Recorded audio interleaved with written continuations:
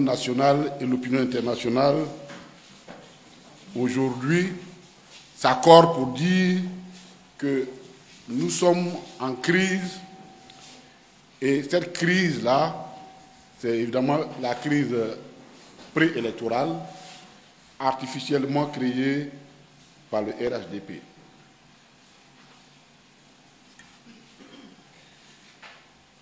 Et pourquoi nous disons que c'est artificiellement créé?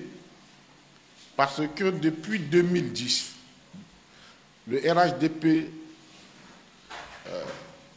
n'a jamais gagné une élection à la loyale.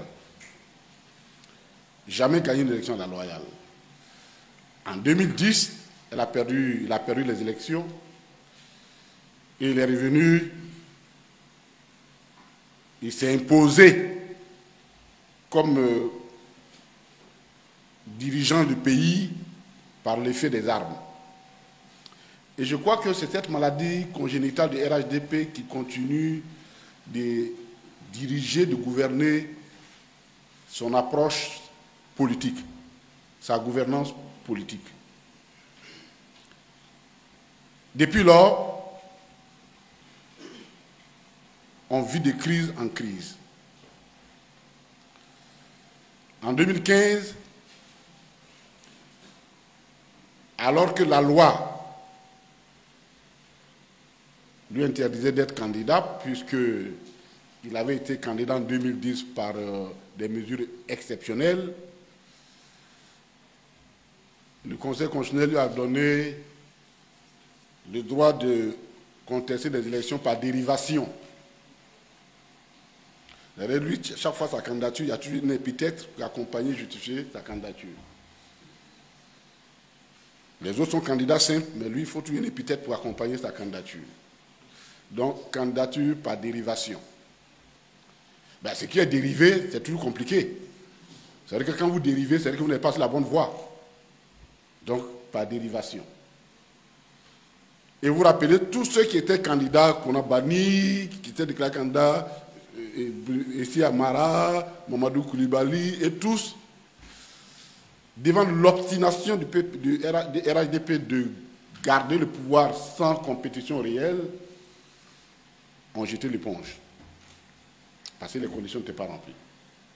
Première crise, il s'est débrouillé, il s'est trouvé un accompagnateur, et ils sont allés à ces élections. 2020,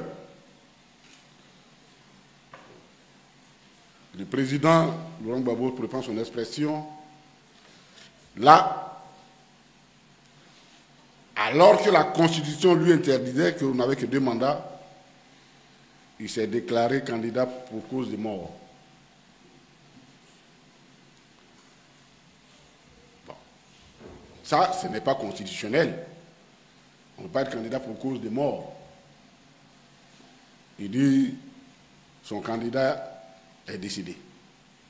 Donc, comme il est décédé, lui, il s'en va être candidat.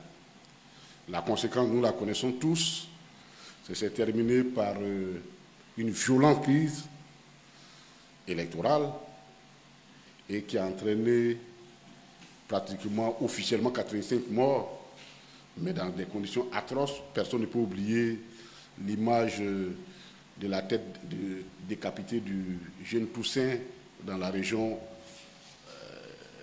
de l'Ifou, dans la région de l'Ifou.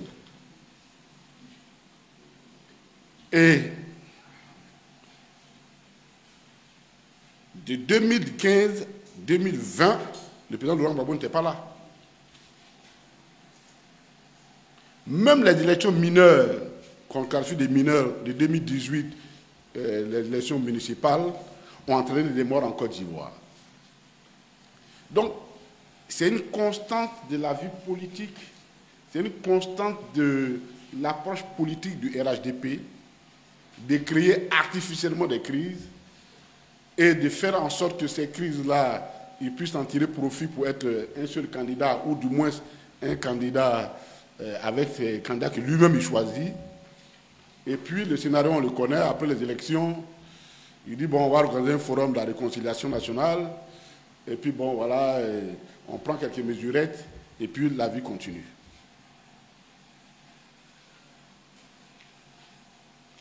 cette fois-ci-là, ça ne passera pas.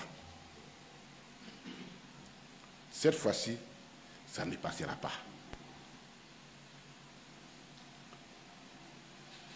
Ni le 4e mandat ne sera accepté, ça c'est évident, c'est partagé, quelles que soient les circonstances. Même si par un cataclysme que nous ne souhaitons pas, tous ceux qui sont RADP venant à ne plus être là et qui se retrouvent être le seul candidat, le seul membre de RADP, ça ne passera pas.